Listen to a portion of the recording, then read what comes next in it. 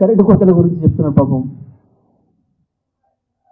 Maintenance కొరకు మీరు అందరూ కూడా చూస్తున్నారు గత 10 సంవత్సరాలు.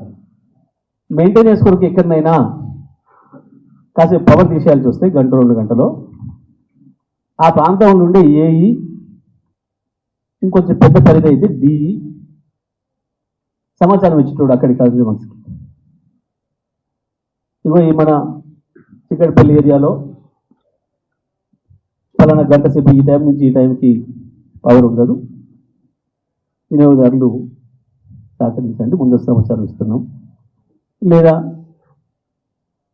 ఇక పంజాగుట్టలో పలానా ప్రాంతంలో ఈ సమయానికి ఈ సమయం ఉండదు, మెయింటెనెన్స్ కూడా ఆపుతున్నాం అని చెప్పేవాళ్ళేమో. పాపం ఇప్పుడు మంత్రి చెప్తున్నాడు ఏకంగా రాష్ట్రం మొత్తం లేదా హైదరాబాద్ మొత్తం 2 గంటలు మెయింటెనెన్స్ అవుతుంది. మెయింటెనెన్స్ అనేది మొత్తం హైదరాబాద్ సిటీకి ఒక్కరోజు చేసిన చరిత్ర ఎప్పుడు లేదు, చెయ్యరు. మెయింటెనెన్స్ అనేది ప్రజలకు కూడా చెప్పాలి.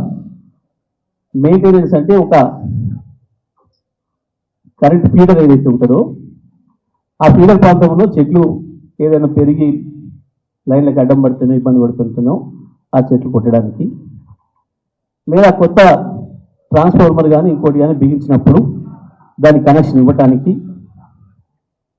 కొత్త లైన్ వేసినప్పుడు దానికి కనెక్షన్ ఇవ్వడానికి, ఆ పని మొత్తం పూర్తి చేసి కనెక్షన్ ఇవ్వడం కొరకు కాసేపు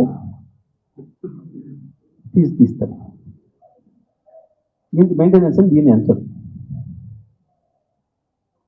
సో దీన్ని అక్కడ స్థానికంగా ఉండే అధికారులు చెప్తారు. అర్థమైపోయింది ప్రజలకు మీ చేతగంతనం,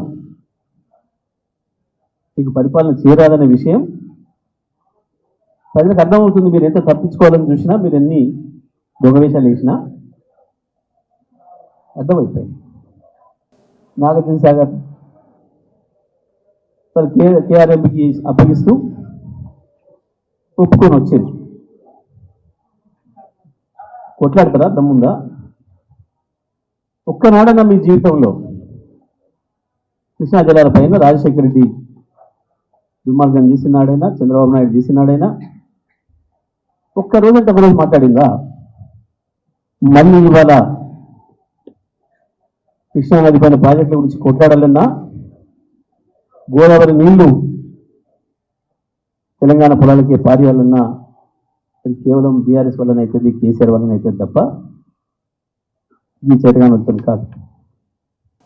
ఓవైపు కాంగ్రెస్ ఉంటుంది, మోడీతో సంబంధాలు, వాళ్ళ నాయకుడి పైన అదాన్ని నిలుపుతాడు, ఈయన అదాన్ని కలిసి వస్తుంటాడు, అదాని ద్వారా మోడీకి సమాచారం ఇస్తుంటాడు. మాది ముక్కలవడం కాదు, మీది అవుతుంది గుర్తుపెట్టుకోండి.